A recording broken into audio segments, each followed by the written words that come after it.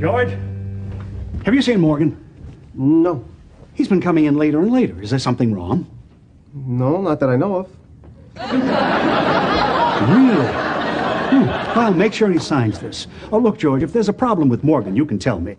Morgan? No, he's doing a great job. I understand. But I don't want to be a secondary character.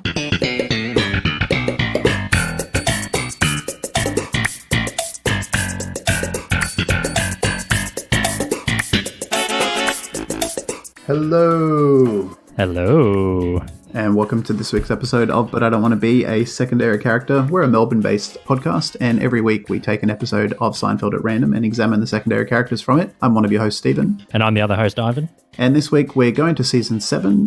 We're going to talk about The Wink. That's right, Season 7, Episode 4, and a bit of an enjoyable episode, this one. Yeah, lots going on, lots to laugh at, and most importantly, lots of secondary characters we will dive into. Yeah, absolutely, some very interesting ones too, especially James, Elaine's episode boyfriend, as well as Holly, who's Elaine's cousin, who is also Jerry's, date for the episode, Paul O'Neill, the Yankees player who appears, and the young terminally ill boy, Bobby. Yeah, as well as Morgan and Wilhelm. We do have a episode dedicated to them. What's the deal with the Yankees staff way back when? But we'll talk about them in the context of this episode. But if you want a full report, go back in our feed and find that episode from a couple of years ago now. Absolutely. If you want to get in touch with us, you can email us at bidwabaspodcast@gmail.com. We're on Twitter, Instagram, Facebook, and Reddit as well. You can listen to all of our previous episodes on any podcast app you choose. And if you want to help us, you can rate us or review us. That would be awesome. It helps us with visibility and helps get the word out among Seinfeld fans. Absolutely. And you can support us financially, Patreon, PayPal, as well as Pod Hero. And on Patreon, for our $2 a month subscribers, we give you Season 11, our bonus podcast. So Season 11 is a podcast where we get episodes of Seinfeld and we come up with them ourselves and we read them out to you. But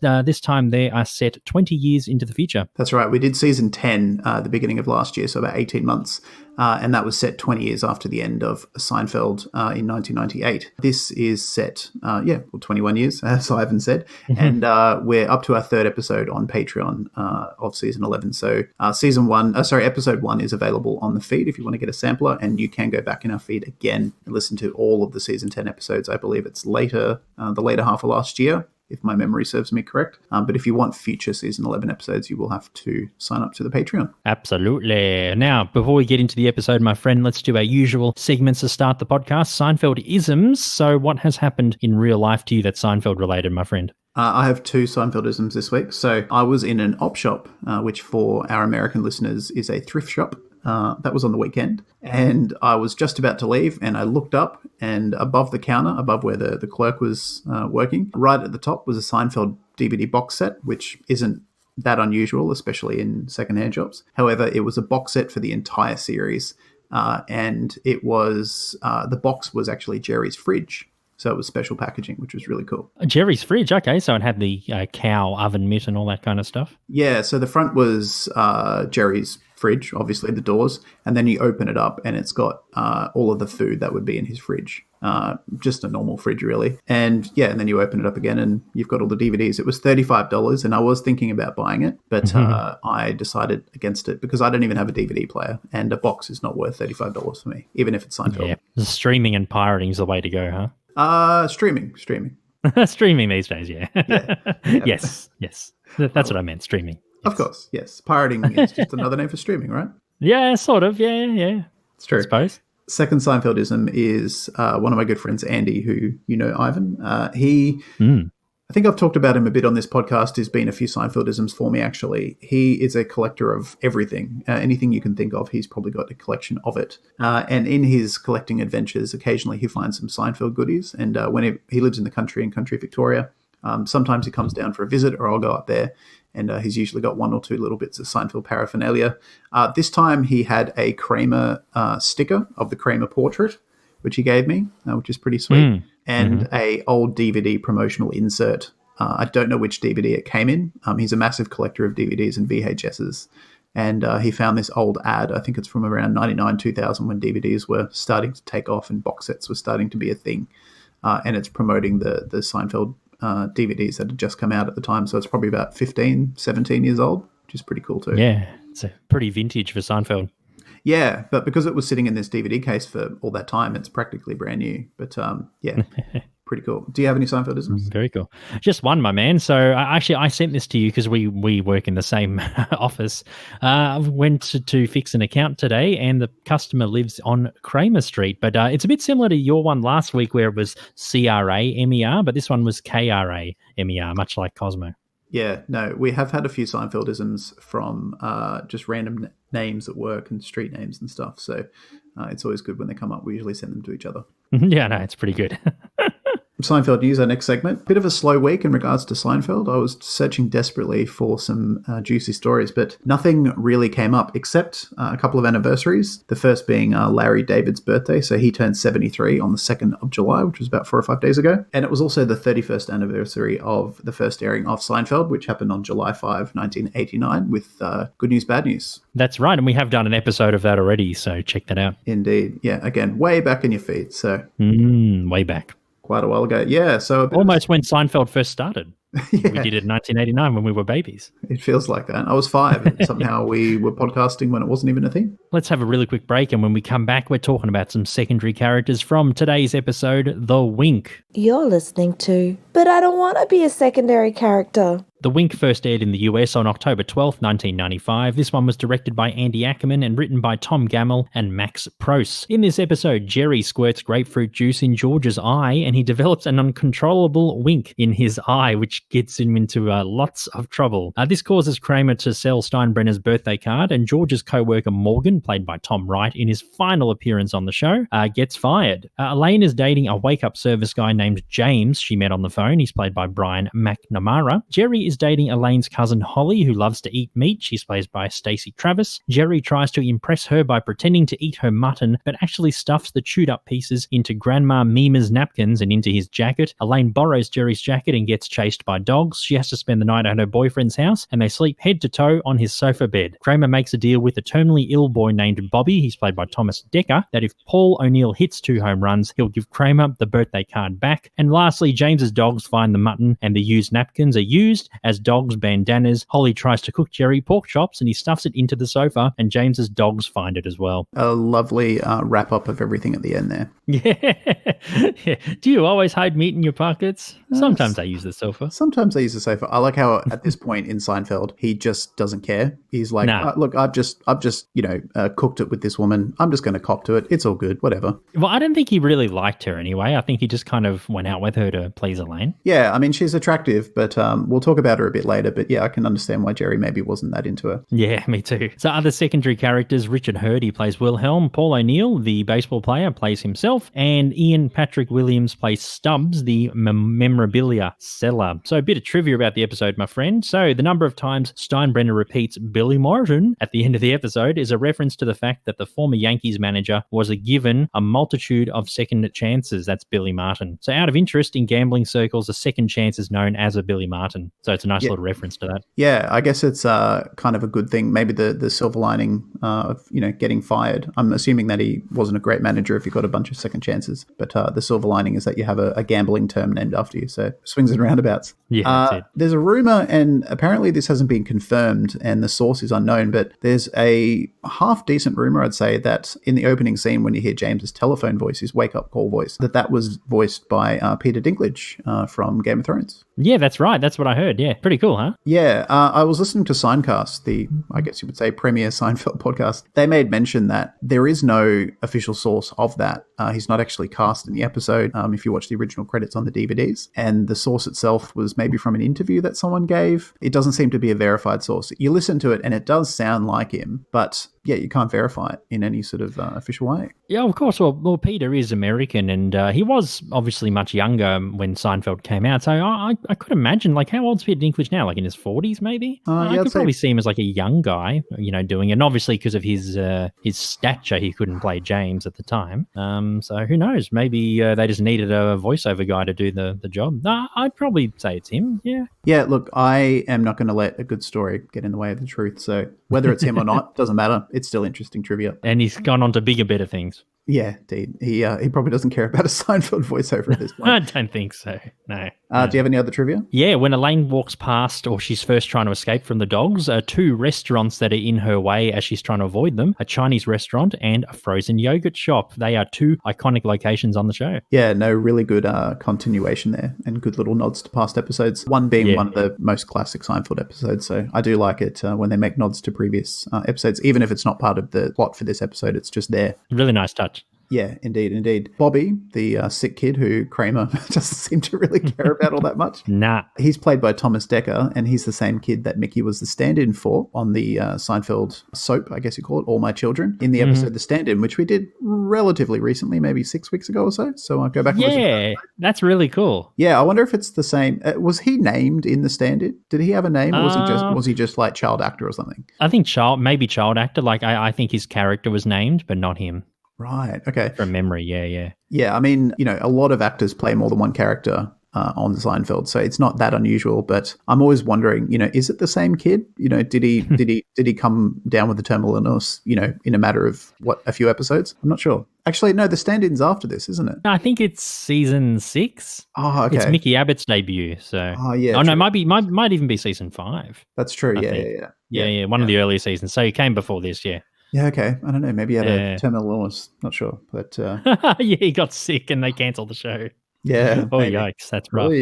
That might play into his theory. Maybe Bobby was the actor or the child actor's name in the stand-in, and he gets a terminal illness and it ends his career. That's true. Any other trivia? No, that's it, buddy. But anyway, let's get on to it, shall we? We will talk about today the James, I should say. We'll start off with him. He's played by Golden Globe-nominated actor Brian McNamara. And of course, like you mentioned, Stephen, the voiceover, presumably was from Peter Dinklage from Game of Thrones. Brian was nominated for a Best Supporting Actor Golden Globe for Billionaire Boys Club in 1987. He's appeared in the films The Flamingo Kid and Short Circuit, as well as TV shows such as NCIS, Hawaii Five-0, the remake, and Army Wives. Now, Stephen, I reckon that he probably bought those dogs because he's a huge dog lover. I think probably he might have had a partner or a wife, and maybe they were either separated or maybe she passed away. He kind of inherited the dogs. Oh, okay. I can see that. I thought what you were going to say was that maybe he had a wife or, some sort of substantial relationship and they broke up. Or, it would work too if his partner passed away, that rather than inheriting them, but he bought them as a way to fill the gap left in his life. He wanted to pour his love into the dogs because he's very much an obsessive dog owner. I wouldn't be surprised if he refers to them as his children, like some pet owners do. Of course. Well, they even have their own bedroom because my other theory with him was that he lives in a 1-bedroom apartment, but his wake-up call business is like his home business. So he's got like his home office where he probably has a phone and, a list of contacts and, he goes in there to make his calls. But I think there's probably not enough room for him and the dogs to sleep because they're larger dogs. So they probably sleep on the floor. And because, he says that at the sofa bed that he sleeps on that. Yeah, I thought the implication in that line was that the dogs occupy the bedroom. That's what I mean. Yeah. But I think the bedroom is also like the home office as well. So it's probably got like his desk. Because obviously, with dogs, dog beds aren't that big. I mean, he could easily put a bed in there with the dog beds, but I think because he might have his desk and his files and all his documents and stuff for his job, maybe the dogs, maybe he's got the beds, on the other side of the room and it's so small. Right. So, yeah, it does look like a bit of a pokey apartment, so that would make sense. It does. And that came into my theory that where maybe like him and his late wife or girlfriend probably had a bigger place with dogs. They probably had like a house. And then when she passed away, he didn't have enough money and then maybe he had to downsize. Yep. No, that makes sense. That lines up. He seems like a real outdoorsy guy. The way he dresses and sort of his enthusiasm. He just reminds me of rugged dude. Yeah. Not rugged in that, he would probably go mountain climbing on K2. Probably more of like maybe a hiker or, just likes his sports. And yeah, he just reminded me of like a super keen, enthusiastic hiker. I can imagine him going to upstate New York or, somewhere outside of NYC and taking his dogs and spending all day, maybe even camping, with them sort of for the solitude and maybe as a way to help him heal from his loss. But he just seems like a real sort of sporty, outgoing, outdoorsy type of guy. Yeah, he does seem really outgoing and outdoorsy, and he just has like a good attitude. Yeah, he seems really relaxed. I reckon he'd be a good guy to have a beer with. Yeah. He's probably one of those guys that you can't really say a bad word about. He's loved by everyone because he's just so down to earth and he loves his animals and, he's just an easy guy to like. Well, he's really keen on Elaine's voice. I mean, what do you think it is? Do you think he's just easily swayed by the way that a woman sounds, or is it maybe something that just clicked? Well, I think because he talks to a lot of people via his job, and most of those conversations would be, announcing this is your wake-up call and hanging up. I think he feels like he's in a position of strength when it comes to flirting. Not in a manipulative way, but just that he's the wake-up call guy. He's in his wheelhouse when it comes to doing that. So if he does get into a flirty conversation like he does with Elaine, it's an avenue of flirting or trying to meet women that he feels comfortable in because it's his job. So I think, I think he genuinely liked the sounds of Elaine's voice. And if his partner passed away, maybe he's at a time in his life where he's ready to meet someone and he feels a bit uneasy about meeting them in person. So, using the wake-up call space, I guess, or opportunity, he hears someone that he thinks sounds like they're worth talking to, and he pursues it and it pays off. So I think it's just where he feels most comfortable. Yeah, for sure. And well, obviously his wake-up call is a home business, and that's probably his main income, but Elaine ruins it for him because they slept from head to toe. And I think because he does mention he's got a lot of clients for the 6:30 a.m. Slot, I think that's probably the bulk of his clientele. So losing all of those clients because he didn't wake them up really affected him financially too. Yeah, I reckon he probably would have had to. I reckon he would have gotten them back because I think his clients would, he'd probably have a chat to them, and maybe, before they book his services, he probably has a brief chat to them on the phone just to get to know them and understand their sleeping habits and, just so he can do his job a bit better. And I imagine that all of his clients might have been ticked off that he missed a wake-up call, but I reckon he would have talked them around and eventually won them back because he's so likable and because he's generally so good at his job. Except for Mr. Morgan, though. Except for Mr. Morgan, because the cost wasn't just sleeping in; it was his job, and he was on his last legs anyway. So and his marriage too. Yeah, that's true. Yeah. I feel sorry for Morgan in this. Oh, no, he just cops it. But he's a bit of an asshole in earlier episodes too. So he kind of, in a way, he kind of deserves, I think, a bit of treatment, but not losing his job and maybe even his wife. I mean, that's pretty rough. Yeah, I mean, he's a bit grumpy and is a bit shitty to George sometimes. He has an obvious dislike for George, which I mean is fair enough as well because George is a scumbag. Let's be honest. But I think the punishment was more than the crime. Oh, absolutely. Yeah, no, he didn't deserve that. He didn't deserve his whole livelihood being shattered. No. Anyway, no. Just on James, the only other thing that I wanted to say about him is that I think he really appreciated that sleep in. He didn't seem too bothered. I'm someone who struggles with sleep, so I understand the feeling of just constantly being tired. And I imagine that he would be, sometimes really desiring a sleep in, but he can't because of his job. But for some reason, maybe he was just accumulatively tired or something, but Elaine wakes him up and says, you've got to wake up your people. And he just doesn't seem too phased. He's like, oh, it's fine. I'll call them later. And he just rolls over. And I think he could have pushed through his tiredness to make his calls and then gone back to bed in the afternoon. But I don't know. It seemed like he was at a point where he was so tired or in such need of a sleep in that he was willing to just be flippant about it and go, you know what? I just need to sleep. My sleep is more important than potentially losing clients at this time. Yeah, and you mentioned before that he had the charisma to get most of his 6:30 clients back, so it didn't really affect him too much in the long run. No, I mean, short term he was a bit annoyed at Elaine, but after a week or two, I'm sure he talked them around, or at least some of them. Definitely, yeah. Okay, let's talk about Jerry's episode girlfriend, Holly. And Elaine's cousin as well. So she's played by Stacey Travis. She's appeared in the films Intolerable Cruelty, Easy A, and Ghost World. And on TV, she's appeared in episodes of Boston Legal, Desperate Housewives, and Entourage, among many others. So yes, she is Elaine's cousin, and she says that she used to go to the steakhouse with Grandma Mima, an unseen character, Elaine's grandmother as well. And she probably developed a nice taste of meat, or for meat, from Grandma Mima. She probably cooked a lot of roasts and stuff too, the grandma. Yeah, she loves her meat. I mean, she loves it so much that she judges other people through the frame of meat. Yeah, you're obviously against that. Well, I'm not a fan of eating meat, but I wouldn't judge someone for what they do or don't eat, personal choice and all. So it was a bit, a bit disappointing that she's so judgmental. And she kind of implies that Jerry is she doesn't imply it, but at least to Jerry, she must have said it to Elaine when they were talking about the date after the date debrief, that, Jerry's less of a man or is not masculine because he wanted a salad. Yeah, just a salad. Just a salad. Just a salad. Yeah, I love that. It is good. He's disturbed and concerned about his choice. Yeah, it's really 90s humor, though, isn't it? I mean, not eating meat, makes you less of a man. It's a bit outdated, isn't it? Oh, for sure. Yeah, I mean, anyone who links up masculinity and their ability to eat animals is probably a bit dated. Let's say in the Stone Age. Yeah, I think so.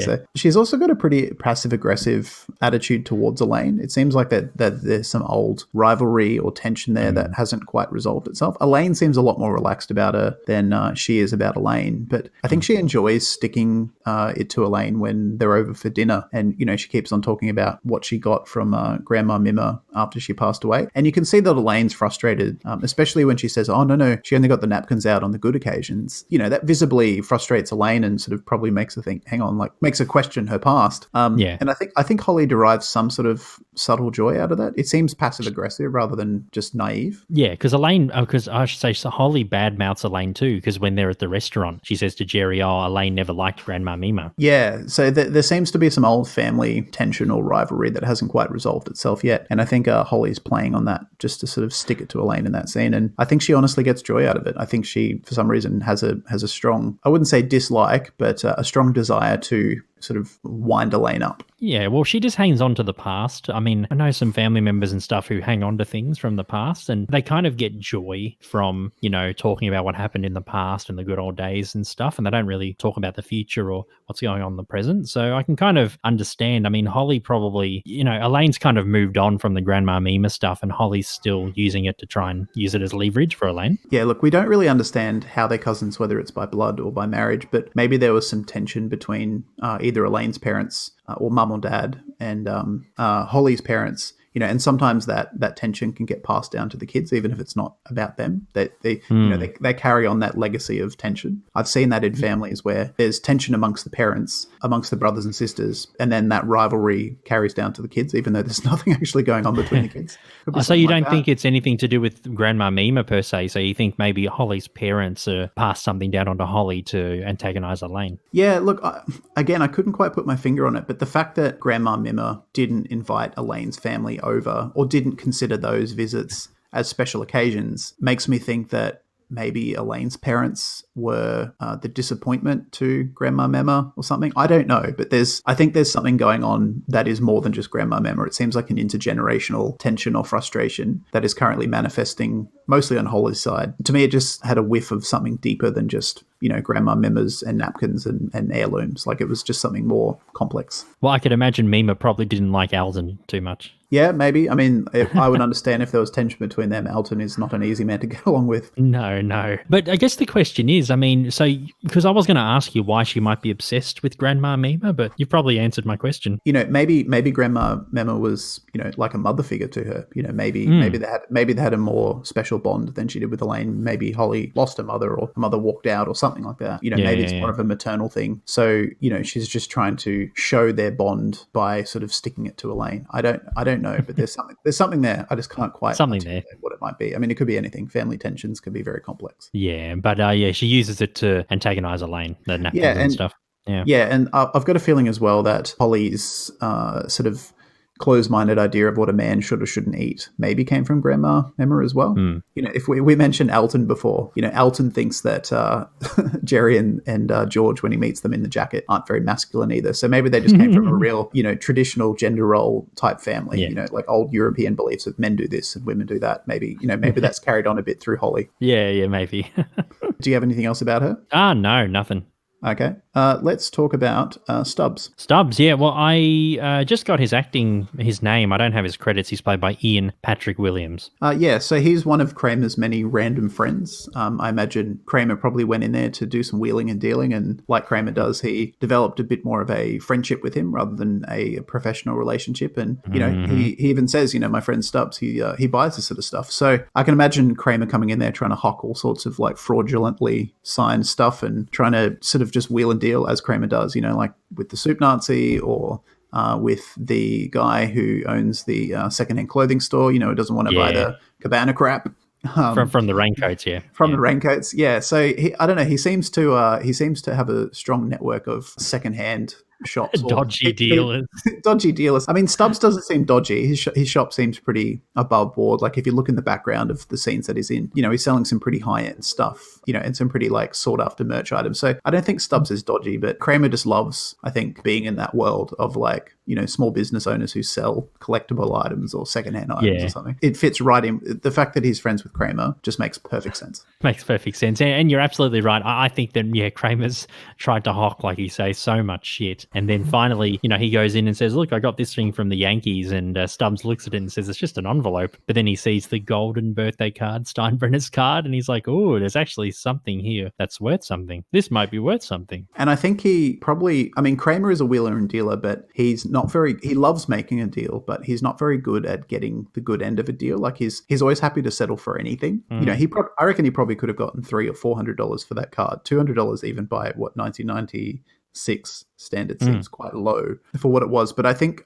Stubbs is savvy enough and understands Kramer enough to know that he can lowball him and Kramer will take the offer just because he loves making the deal. It's not about the quantity of the deal. It's just about the deal itself. We have seen Kramer lowball stuff as well. Like, for example, he gets $20. When he goes to the bank when they don't say hello to him, for $100, he takes $20 as a compromise. And then, when he goes for the coffee lawsuit, they offer him free coffee. You know what I mean? That's what I mean. Like Kramer loves the idea of negotiating and going through the process of a deal, but he doesn't have a lot of tenacity. He doesn't have a lot of discipline to hold his position to see if he can get more out of it. He sort of just agrees to the first offer. And I think Stubbs knows that and lowballed him, knowing that Kramer would go, yep, deal, done, without actually pushing back and saying, how about 300 or 400? So, and I mean, that's Stubbs just being a good business owner. I don't think he's intentionally trying to be dodgy. I think he's just taking advantage of a situation because they're both going to be happy. Yeah, absolutely. Yeah, but I did like Stubbs for some reason. He just he's I don't know, something about him. He's cool. You seem to like small business owners or people in the front of the counters or behind the counters. Yeah, I think so. I've always had a soft spot for just like people who sell something that is probably hard to make a living in. Sports memorabilia is pricey, but I imagine it would be sort of low demand but high prices. So you'd be really trying to push sales. Yeah, and I guess Stubbs fits into that. So for sure. Do you have any other notes on him? No, nothing else about Stubbs. Okay, let's talk about Bobby. Yep, sure. Played by Thomas Dekker. He played John Connor in the short-lived TV series based on Terminator, the Sarah Connor Chronicles. He has also appeared in the Nightmare on Elm Street remake and the film Kaboom.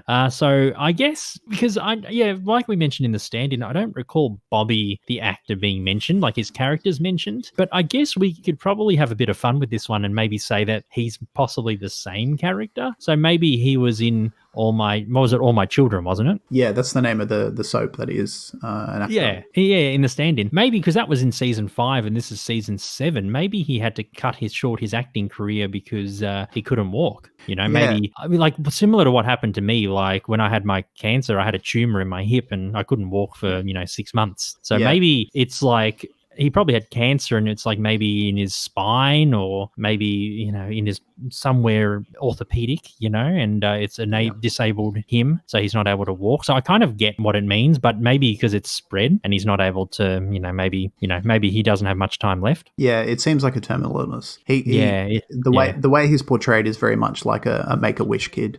Of like, you're going to die at some point and we're just going to do and give you whatever you want, basically, because you don't have long life left. Yeah, it's terrible, but it doesn't. It's good that they still made him look healthy and stuff. They didn't make him look sickly or anything, because I think it probably would have added a bit of like a dark turn of Kramer trying to get the card if the boy actually looked physically sick. So it's good that they made him, look healthy, because that's true. And that kind of makes it a bit funny, because it would have been probably trying to steal a card off a terminally ill, sickly child. I don't think even for Seinfeld, the writers would probably have been like, oh, that's probably been rough. Yeah, no, that's a good point actually. Yeah. I was just thinking with the whole stand-in, is it the same person? The only way that would work is if in the stand-in he never met Kramer or he forgot Kramer between the stand-in and this episode, because when Kramer first enters the hospital in this episode, he introduces himself as if they've never met. So yeah, that's true. Yeah, so they couldn't possibly be the same character then. Yeah, because Kramer would remember who he is. Yeah, and even if they never met on set, they would have seen each other, or Kramer would have remembered him. Even if they weren't, professionally, like had a professional relationship, they would have at least been aware of each other. Yeah, so or at least Kramer to him. Yeah. Yeah, that's it. So there goes that theory. Yeah. Oh well, I thought we'd have a bit of fun, but it didn't work out. Yeah, no, it's all good. Yeah, I really liked Bobby. He's considering his situation, he's quite plucky. He's quite, he's got a lot of I would say moxie. Like he's pretty good at standing up for himself. He gets what he wants. He's like, no, that home run wasn't a proper home run. And he's like, I'm not giving you this card. Like he's quite good at sticking up for himself. He's got a lot of confidence and moxie for a little kid, which I really respect. Yeah, can I have some juice? You can have some after Paul O'Neill hits his first home run. And he doesn't even take his eyes off the TV as he takes the juice away from Kramer. And that's it. And then as soon as he hits the home run, Kramer just grabs the juice box and starts drinking it. I love the look on Kramer's face when Bobby goes, only one more to go. And you see Kramer briefly turn to him, sucking on the juice, looking really concerned, like, oh, God, yes. I hope he gets the second home run. That's it. So obviously Bobby is a big Yankees fan as well, and I'm guessing, because Paul O'Neill's his favourite player, I think to go back to the Make-A-Wish, theory, that maybe one of his wishes was to see Paul O'Neill. Yeah, I imagine if there was a Make-A-Wish type scenario in his life, it would have been something to do with the Yankees, like gone out to the field and like not thrown a pitch, but, something interactive with the players, or if he had to stay in the hospital, having them come over and meet him. So, I think, he's a Yankees obsessive. I would say even a bigger fan than anyone else in the Seinfeld universe. Yeah, he's massive fan. There's lots of kids who love their sporting heroes and their teams. Imagine if Kramer, as an enticement to give the card back, said, I've got a friend who works for the Yankees. Why don't you meet him? His enticement is getting George to come over and say hello because he works for the Yankees. Yeah, that's it. What a shitty deal that would be. That'd be a crazy deal. Yeah, no, but I really like Bobby. I like the fact that he sticks up for himself, and he's got a very plucky, happy disposition considering his situation, which is very sweet. Yeah, and he's hoping to walk again, and Kramer's like, that'd be nice, but I really need that card back. Yeah, and he's just so he's almost like Disney levels of saccharine sweet, where he's like, oh boy, I'm going to walk again. Like he's almost like a Disney character. He's just so upbeat and sweet. Yeah, upbeat and sweet boy. Yeah, he's like, oh boy, mister, I'm going to walk again, ain't I? And then we see Kramer and Bobby fighting for the card, and Kramer eventually gets the card in the frame and gives it to Wilhelm. And he says to George, you've got to make sure that Paul O'Neill hits a fly ball in his hat. So I think probably what happened in his hat. So I'm thinking maybe Kramer and Bobby probably were fighting, and Kramer and Bobby probably made a compromise, and then Kramer probably lied and said, look, I'll give you the card if he does this or whatever. Is that what you think? I think Kramer knew that unless he wanted to rip a card out of a dying boy's hands, which is like we said, is pretty dark. You don't see how it works out. You just see Kramer trying to take the card, and then it cuts to the next scene. But I imagine that Kramer would have realized, hang on, I can't just rip the card out of a dying boy's hand. I need to offer him something even more enticing than 2 home runs. And but Kramer, I don't think Kramer's being dodgy about it, because he would, if he could have easily just lied to him and said, yeah, I'll get him to catch a fly ball, and then not said anything to George. But Kramer's a pretty honorable guy. He's very much a fan of doing what you say you'll do. So I think it's a legitimate offer, but just the fact that he offloads that expectation onto George. He's just like, oh, by the way, Paul O'Neill needs to do this very extraordinary thing that not many people could do, even if they had the opportunity. And George is like, what? He's like, what? But it definitely wouldn't have happened. Like George is not reliable enough to have tried to make that happen. He would have either forgotten or thought it was too hard and abandoned it. And poor Bobby would have been disappointed. He would have had a home run, but no fly ball catch and no card. Yeah, I mean, Paul O'Neill's talented, but probably not that talented. Yeah, and Paul O'Neill's, we may as well talk about Paul O'Neill. Yeah, he's very... I just like Paul O'Neill in this episode. He's very just straight down the line. He's like, yeah, I'll happily hit that home run for the kid, and do something for this kid in hospital. And then when Kramer actually says what he needs to do, he's like, hang on a minute, that's ridiculous. Like he's very just no bullshit. I really like him. How did you get in here? Yeah, so how'd you get in here anyway? So anyway, Paul O'Neill, yes, played by the man himself. He's a former right fielder who played for the Cincinnati Reds from 1985 to 1992, and then for the New York Yankees from 93 to 2001. So he had a 17-season career, so that's why he's in Yankees gear. He's the only player, for those who are familiar with baseball or love the sport, he's the only player to have played in the winning team in 3 perfect games. And I had to Google what a perfect game was in baseball. So that's where the pitcher pitches a victory that lasts a minimum of 9 innings and no opposing batter reaches base. So I think that means where the pitcher strikes everyone out and they don't even get a run, I think. Yeah. So does that mean even first base or just back to home base? It just says batters reaching base. I assume it's probably just all bases. Yeah, That's pretty good. Yeah, I Jeez. mean that's pretty insane. You don't let one run past you. Yeah, that seems Not even bad. impossible. Like, even if one person gets to first base, is that not a perfect game? Like, that doesn't count for anything. They can get out from first base to second base or something. But if you're a baseball fan, and I know we have a lot of American and Canadian listeners, maybe even Australian listeners, if you're a baseball fan, please confirm whether that means no runs or no one getting to any base at all. Yeah, I mean that's the way that I saw it. It's like you don't even get to a base, so you just basically strike him out. Yeah, right. That's insane. He's been in 3 of those. Far out.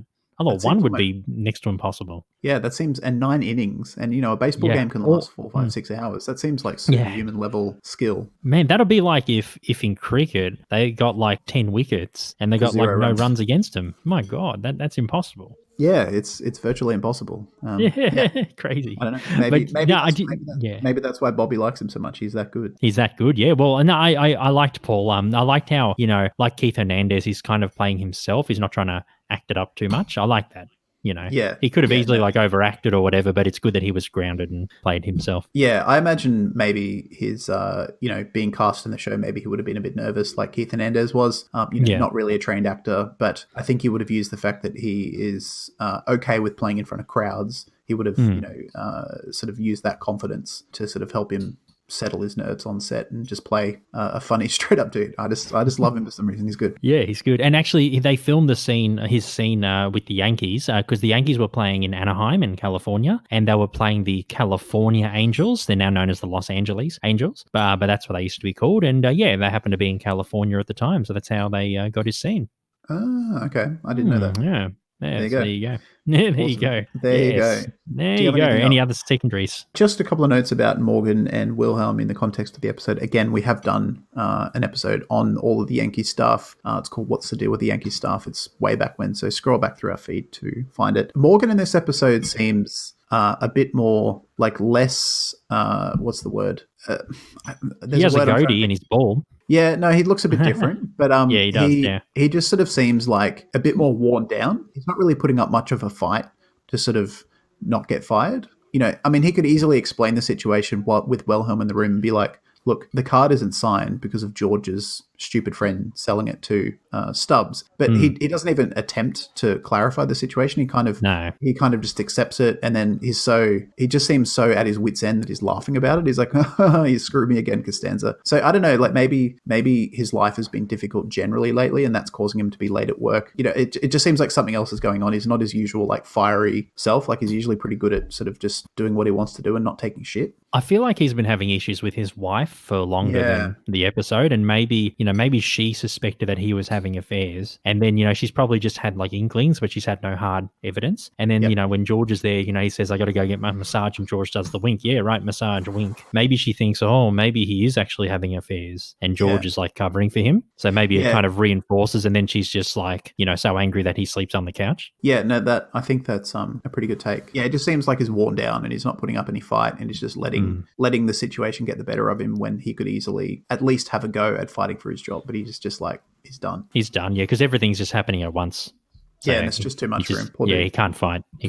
Yeah, and Wilhelm, he's a pretty active, energetic box. He's always pacing around very quickly, but he's not very sharp. He's sort of a bit of a space cadet, and he's a bit naive generally. But in this episode, he seems a bit more on the ball. Even though he believes George is winking, and he's sort of trying to subtly imply that Morgan is slacking off at work. He just seems a bit more decisive and a bit more on the ball. Even though it's false information, he's not a space cadet in this episode. So it's almost like a character swap between Morgan and Wilhelm. Maybe he's had some, he's been kicked in the bum from the top down. Yeah, to, maybe perform a bit better. Maybe they've cracked the whip a bit, and he's got some heads have got to roll. Unfortunately, heads have got to roll, especially and because Morgan's been more supposedly slacking off. So they've probably cracked the whip. True. Maybe they've got a budget cut because they've been spending too much on Yankees trips to the hospital. all these private limos and buses. We've got to cut some salaries. Yeah, all these terminally ill children we have to go see. Do we have to? Can we cut these costs? I mean, that's why Bobby had never met Paul O'Neill. Budget cuts. Morgan lost his job, and Paul O'Neill couldn't afford to go see him in the hospital because of budget cuts. That's it. And that is all the secondary characters from this week's episode, The Wink. Quite a few to get through, which was a nice change. The last few episodes have been a bit low on the secondary characters, but we'll take a quick break, and then after that, we will talk about where the episode sits in our episodes we reviewed so far, and whether any of the secondary characters make our top 20 of all time. Ready? I'll have the porterhouse medium rare, baked potato with sour cream. What do you recommend besides a steak? The lamb chops are good. Anything lighter? How do you prepare the chicken? It's a full bird, stuffed with ham, topped with gorgonzola. You know what? I think I'll just have a salad. Thank you. Just a salad. Just a salad. Just a salad. Now, buddy, out of 134 episodes that we've done so far, for me, The Wink sits at number 70. What about you? It sits at number 52. Okay, cool. Yeah, so pretty mid-range episode. Yeah, no, I did like it. I didn't really like the Holly storyline with Jerry. Didn't really do much for me, and not because of the Yeah, meat. it was quite weak. I just didn't find it that funny. And even the James storyline, I thought the dogs were too much in the episode. I did like his character, and the fact that this attractive, nice guy has dogs, which seem to be Elaine's mortal enemy. I thought that was a nice storyline, but I think it was a bit too heavy on that storyline, and it would have been more if I would have liked it more if they concentrated a bit more on the Wink aspect and the Yankees aspect and fleshed that out a bit. Maybe even the Paul O'Neill Bobby stuff. I thought that was the stronger material. Yeah. Well, I'm a dog owner, and I love dogs, so for me it was nice seeing the dogs. Yeah, no, fair enough. Yeah. Any of the secondaries make your top 20? Nobody, but a special mention to Paul O'Neill. What about you? Yeah, no, same for me. None make my top 20, but special mention to Stubbs. Stubbs, yes. another guy behind the counter that you love. Some weird, semi-weirdo guy that Kramer likes. Another planet in the weird Kramer universe. That's it. Anyway, that was But I Don't Want to Be a Secondary Character for another week. Thank you so much for listening. We love getting your emails, your messages, yada, yada. And we're really enjoying doing this podcast during these, COVID-19 times. In Melbourne right now, it is a bit tough because we have been locked down just today, actually, for a second time in a few months. So it's a bit hard for us to adjust, but we're doing what we can to get these episodes out to you. Indeed. And if you are in Melbourne or anywhere else that's been affected by COVID-19, we wish you the best of luck. And we hope you stay safe and take care and look after yourself and those around you. And hopefully life will get a bit easier and a bit less stressful for all of us. And in the meantime, we hope that this can bring you a bit of joy. And if you want a bit more joy, you can check out our Seinfeld group on Facebook. It's called Seinfeldisms. Just type Seinfeldisms to in your Facebook search bar, and you'll find the biggest Seinfeld group on Facebook, which is awesome. 71k members right now. Yeah, creeping up towards 75, and then in a few months it'll be 100,000, which will just be phenomenal. Goodness me, 100,000 people hopefully listen to this podcast. We'll see. maybe 100. Wow, 100, yeah, 100, yes. From 50 to 100, I'll take it. Yes. Yes, indeed. Anyway, figures. You can triple figures, yes. You can listen to us on any podcast service. We are on social media at BIDWBASC. You can email us as well, bidwabaskpodcast@gmail.com. And you can support us financially through Patreon, PayPal, and now Pod Hero. And Patreon, you do get bonus goodies, including our bonus podcast, Season 11. So for $2 a month, you can check that one out. Next week, Stephen, we are going to Season 6 and talking about the Scofflaw with John Lovitz. Nice. I can't wait for this episode. Yes, and Newman has a. I think he's in this episode quite prominently too. Yep. No, anything with John Lovitz, sign me up. Yeah, indeed, and Newman too. So yes, we'll be back next week for that. You take care of yourselves and each other, and you have a good one. Take care. See you later. See ya.